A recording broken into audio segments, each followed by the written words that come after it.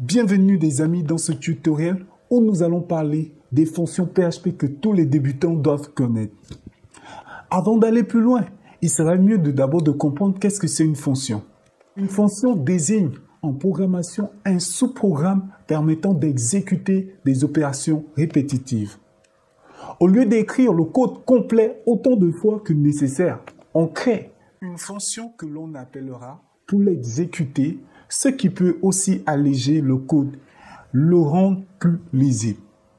En PHP, nous avons déjà des fonctions natives qui peuvent vous aider au quotidien. Nous avons des fonctions de tableau, des fonctions de réseau, des fonctions de date, des fonctions de mail, etc., etc. Il y en a plein. Et c'est pas souvent évident de retenir toutes ces fonctions. Voilà pourquoi je me suis dit qu'il serait mieux de répertorier ces fonctions de base que tous ceux qui commencent en PHP doivent connaître. Donc, ici, comme vous le voyez, je suis dans le site de php.net, qui est la documentation officielle de PHP. Lorsque vous arrivez à la documentation, je clique documentation, il va vous mettre French, vous venez, et là, c'est la documentation en français qui va s'afficher. Donc voilà un peu, etc., etc. Regardons ici, là, vous avez des fonctions variables, des fonctions internes, les fonctions anonymes et des fonctions fléchées. Nous allons nous intéresser aux fonctions internes. Des fonctions internes, c'est-à-dire des fonctions qui sont dans PHP. Donc, les amis, vous avez toute la documentation et vous pouvez aller voir. Et moi, pour aller un peu plus vite, je veux ouvrir mon éditeur de code favori, ou bien vous, c'est pas votre éditeur, vous le prenez.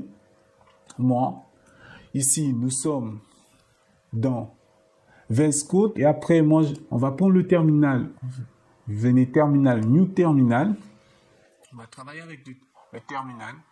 Ici on va voir, on va créer un fichier qu'on va appeler index.php pour vous commencer. Donc tu vas vous permettre de créer un fichier en ligne de commande et ici à l'intérieur moi je vais mettre mon code PHP pour lancer mon PHP. Et ici, j'ai mon fichier PHP qui est déjà prêt. Et après, nous allons voir la première fonction. La première fonction que moi j'appelle la fonction mère, la fonction vraiment que tout le monde doit connaître, c'est la fonction PHP info. Donc, cette fonction PHP info, je vais mettre un écho pour voir ce qui s'affiche. Et après, pour voir ce qui s'affiche, on va lancer le serveur PHP, php-s, et après localhost. Après, vous mettez le port. Nous, on veut lancer sur le port 8000. Et quand on monte sur le port 8000, là, il nous donne le lien. Donc, les amis, je viens. Nous allons ouvrir notre navigateur. Ici. Je vais taper localhost. Vous voyez ce qui s'affiche, tous les détails, le système que vous utilisez, le compilateur, Visual Studio 17, architecture, le serveur API. Et ici, vous avez toutes les informations de votre serveur, de votre système. Ici, vous avez tout, les amis. Et cette fonction, vraiment, elle est importante, mais elle est très dangereuse lorsque vous mettez votre site en ligne. Assurez-vous que PHP Info ne va pas fonctionner. Donc voilà un peu les amis, la première fonction que moi j'appelle vraiment la fonction mère, c'est cette fonction PHP Info. Notre éditeur de code. La deuxième fonction qui est vraiment aussi importante, c'est la fonction die. Par exemple, là j'ai echo, PHP, echo. Voilà, j'enregistre. Et si je viens couper mon serveur, on va compiler PHP directement depuis l'invite de commande. On va faire index. Et après, pour index, vous voyez les amis, PHP equal ici. Donc là, voilà. Et pour tester la deuxième fonction qui est la fonction die, la fonction die, elle va nous permettre de couper un script. Vous voyez les amis, rien ne s'affiche. On va voir un autre, comment, là, PHP est cool, la PHP est bad. Donc, vous voyez, normalement, on est censé afficher d'abord PHP est cool et après PHP. On va le tester. Vous voyez, les amis, PHP est cool. Donc, c'est ça. Mais avec DAI, il y a la fonction exit aussi qui font la même chose. Donc, vous pouvez utiliser DAI ou exit. Mais la différence entre les deux, c'est le temps d'exécution. À l'intérieur, vous pouvez aussi mettre des messages. Bon, avant de couper, on va dire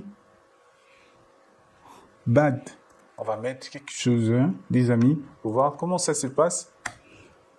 Vous voyez, il écrit bad et après il n'exécute plus ce qui est en bas. Donc voilà un peu, des amis, la deuxième fonction qui est die ou bien exit. Et maintenant, la troisième fonction qui est vraiment, c'est une fonction qui va vraiment vous aider. Moi, je l'utilise presque à tout moment. C'est la fonction var dump. Vous allez voir cette fonction. Regardez un peu. On vous donne des détails. Pour ceux qui ont Visual Studio Code, ils auront tous ces détails. Donc, nous, on va prendre la fonction var dump. Elle va nous permettre de avoir des informations d'une variable. Prenons un exemple.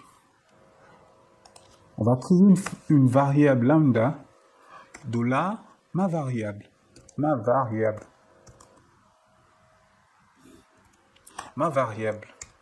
Donc, ici, vous avez cette variable. On va appeler Toto, ouais, pour être original, les amis. Donc, voici ma variable Toto.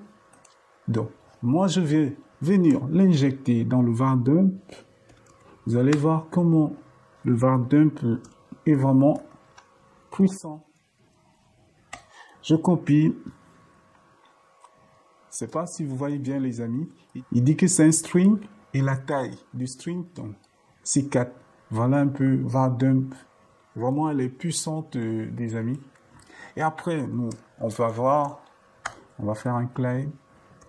Ici, j'ai un tableau qui contient des chiffres, etc., avec des détails, clés valeurs, etc. On va voir comment var dump va l'afficher. Ah, j'ai pas enregistré. On enregistre, je viens, je compile. Regardez, var dump va vous donner des détails. La clé, ici, c'est la première clé et la valeur. La clé valeur. Donc, les amis, cette fonction, vraiment, elle est très importante, vraiment très importante pour ceux qui font du PHP pour débugger votre code. Donc, voilà, nous allons parler d'une autre fonction qui est vraiment la fonction, on l'a déjà vu plus haut, la fonction array. La fonction array, c'est cette fonction qui va vous permettre de créer vos tableaux. Elle est vraiment importante. Et c'est vraiment une fonction que vous devez retenir. C'est moi, je vous dis de retenir. Il faut vraiment retenir cette fonction. C'est l'une des fonctions qu'il faut retenir. Array. Donc, il va vous permettre de créer des tableaux, comme ici, vous voyez. Si, quand je vais lancer mon PHP Info, vous voyez, là, array, c'est-à-dire tableau, qui a cette valeur avec var dump. Donc, voilà un peu, des amis, pour ce qui concerne array. Après array, il y a une autre fonction qui est vraiment pour moi importante aussi. C'est cette fonction HTML Special Char. HTML Special Char va vous permettre de convertir des caractères spéciaux en entités HTML. Je m'explique. Je sais que c'est pas souvent évident. Imaginons que j'ai cette fonction. J'ai cette variable, on va prendre une variable lambda, on veut compiler du JavaScript dans notre code. Imaginons, on va essayer d'abord de faire un écho de $inject. Je te pirate. Voilà, les amis. Nous allons voir qu'est-ce que ça va nous donner sur notre navigateur. Plus souvent. Donc là, on est ici. Je vais faire localhost mis. Ah ouais, le serveur a été arrêté. Je vais relancer le serveur. Le serveur est lancé.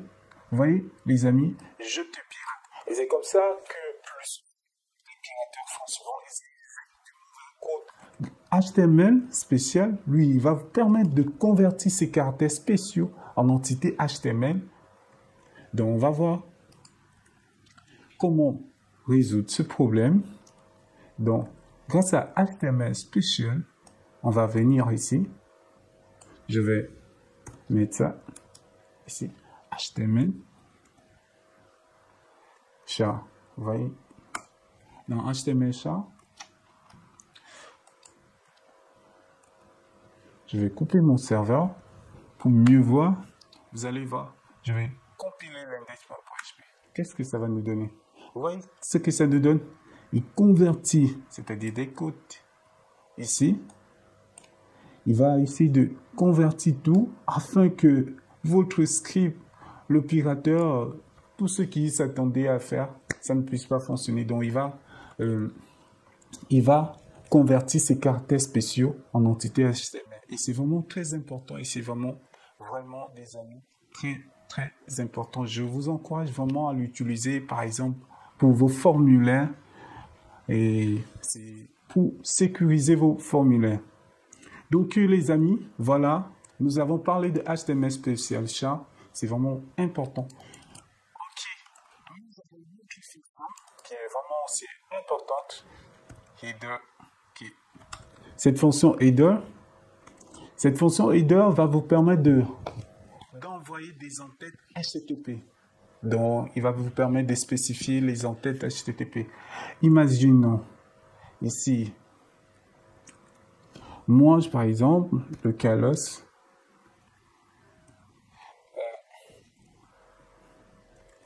cette fonction location, on va ajouter location, c'est-à-dire faire une redirection sur Google. Ouais, parlons de ça. Très bien. Donc là, je suis en train de dire, si une personne arrive sur la page index, fait une redirection. Donc c'est une entête HTTP, une redirection grâce à cette fonction. Donc là, je vais lancer mon serveur et ici, nous allons revenir sur notre page. Vous allez voir, là, nous sommes sur la page au départ.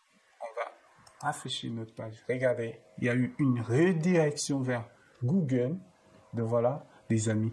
Et c'est vraiment une fonction vraiment qui fait plein de choses. Par exemple, vous pouvez envoyer de statuts, de codes, etc. Vous pouvez changer beaucoup de choses. Et pour avoir plus d'informations, je vous invite vraiment à regarder la documentation officielle, les amis. Et après ça, nous avons une autre fonction que j'aime beaucoup, j'aime vraiment. C'est une fonction vraiment qui peut vraiment vous aider à faire du scraping, pour ceux qui connaissent du scraping, c'est-à-dire récupérer des informations d'un site vers le vôtre sans vous déplacer, sans vous prendre la tête. Et vraiment, PHP, c'est File Get Content. File Get Content, cette fonction va lire tous les fichiers dans une chaîne. Cette fonction récupère le contenu HTML d'un site web pour les requêtes HTTP. Par exemple, on va prendre des informations de le site de Google, appuyer et je colle, vous voyez. Là, je viens ici, je colle, et après, je vais nommer ma variable. Ma variable va s'appeler Google Page. Voilà. Très bien, les amis. On est vraiment inspiré aujourd'hui. Donc, là, Google Page, vous allez voir. On va faire un écho de notre variable. On revient sur notre navigateur. Vous allez voir.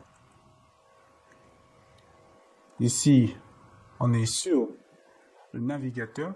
Vous allez voir. Je fais localhost. Vous voyez, les amis, il récupère toutes les informations qui sont dans la homepage de Google. C'est vrai que le design, c'est pas ça. Et là, vous pouvez vous-même peaufiner, changer des choses. Donc vraiment, les amis, c'est vraiment une fonction qui est vraiment importante. Donc les amis, voilà un peu pour ce qui concerne cette belle fonction. Après ça, nous allons parler d'une autre fonction. La fonction count. Cette fonction, il va compter des éléments d'un tableau. Mais parfois, on veut souvent compter le nombre d'éléments dans un tableau et plus souvent, vous allez les voir pour ceux qui passent des tests. Et cette fonction revient le plus souvent. Là, j'ai mon tableau country, donc mon tableau des pays, France, Gabon, RDC, Cameroun, Bénin, voilà. Et moi, je vais faire, par exemple, un var dump, vu qu'on connaît déjà tous var dump, ou bien je vais faire simple pour que vous n'ayez pas embrouillé. Je vais faire un écho, donc je fais un compte. Donc là, je vais compter le nombre. Donc, country, il y a combien de pays dans notre tableau. Je vais couper mon serveur. Je fais un cloud. Et après, je vais lancer php.index. Vous voyez, il me dit 5. Effectivement, 1, 2, 3, 4, 5. Et vraiment, cette variable est vraiment importante. Et après, vous pouvez aller plus loin. Je vais vous montrer un autre exemple. Vous allez vous rendre. Donc là, personne. Là, c'est Michel. Michel, qu'est-ce qu'il a? Sexe masculin, nom V. Marie, sexe féminin, non. Ok. Donc vous voyez, là, on va essayer de voir quelque chose. Je vais faire un compte de personnes. Normalement, il est censé nous afficher 2, parce qu'on a 2 valeurs. Vous voyez, là, il nous affiche 2. Mais parfois, on veut compter aussi ceux qui sont ici, le sexe, le nom. Voilà. Donc, nous, on va ajouter. Ici, au lieu de ça, on va ajouter une autre. Compter. Voilà. Récursivité. On va ajouter la récursivité. J'ai pas enregistré, j'enregistre. Voilà, là, il compte 8, effectivement. Donc, les amis, c'est un peu ça. Voilà. On va recompter. Parce que ça, c'est un seul, 2, 3. Et plus ici, 4. Donc, voilà, les amis, un peu. La fonction count, elle est vraiment importante. Elle est vraiment flex pour vous aider au quotidien. Et après, nous allons parler d'une autre fonction. STLN. Cette fonction de STLN, on est là. STLN, vous voyez, qu'est-ce qu'on nous dit? Cette fonction va vous renvoyer la taille d'une chaîne de caractères. Par exemple, nous, on va faire Toto, ouais, tape, tata, haha, les amis, désolé. Donc là, on va mettre $STLN, STR, égale, donc chaîne de caractères égale à ça. On va faire un écho de $ST. On va voir ce que ça nous donne. Paf, 14. Donc les amis, vous voyez, effectivement, ici on a 1, 2, 3, 4. Plus les espaces, vous voyez, il compte les espaces aussi. Et c'est vraiment cette fonction, elle est vraiment importante. Par exemple, vous dites, pour la description d'un article, il faut au maximum 100, on va dire,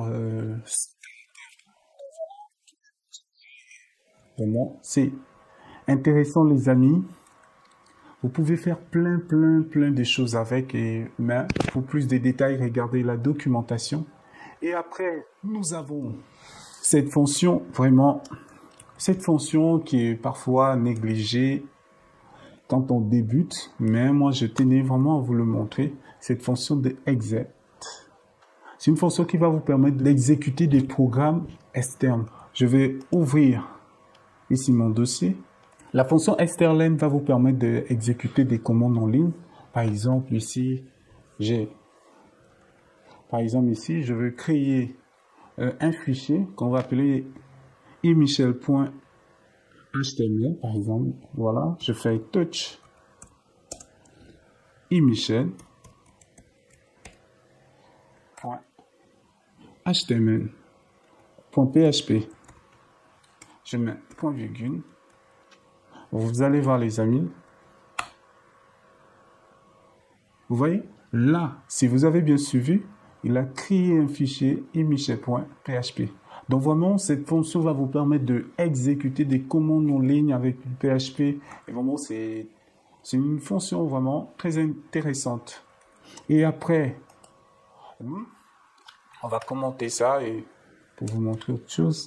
Si par exemple, vous voulez supprimer votre fichier, et vous allez faire, pour ceux qui sont sur Windows comme moi, rm de imichel.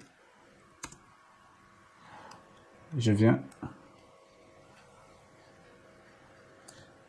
vais copier le nom du fichier. Donc voilà, je mets un point virgule à la fin.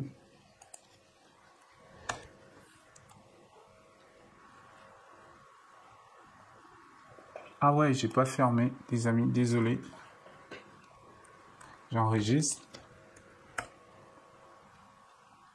Vous voyez, il a supprimé le fichier grâce à cette commande. Donc vraiment, cette fonction, elle est vraiment aussi importante. Elle va vraiment vous aider à exécuter des lignes de commande. Pour ceux qui ont déjà travaillé avec Symfony, Laravel, ils vont se rendre compte qu'on vous demande de taper des lignes de commande, le fichier va se créer, on va entrer de certaines choses. C'est grâce à cette fonction aussi. Donc voilà un peu des amis. Et pour finir, nous allons parler de la fonction. Cette fonction va trouver la première occurrence dans une chaîne de caractères. Disons, là, j'ai l'adresse mail, mon adresse mail, name@exemple.com et le domaine str mail. Donc normalement, si vous regardez bien, là, la première occurrence, c'est ici. Donc là, il va nous renvoyer tout ce qui est ici. Normalement,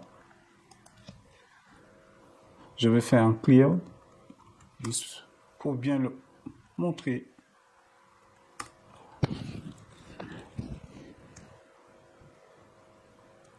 J'ai pas enregistré, désolé les amis. J'enregistre, je compile. Vous voyez, il nous renvoie exemple. Voilà. Mais pour ceux qui ont du PHP 5, il va vous envoyer name. Donc voilà les amis, très content de partager ce tutoriel avec vous. Sur ce, on se retrouve la prochaine fois.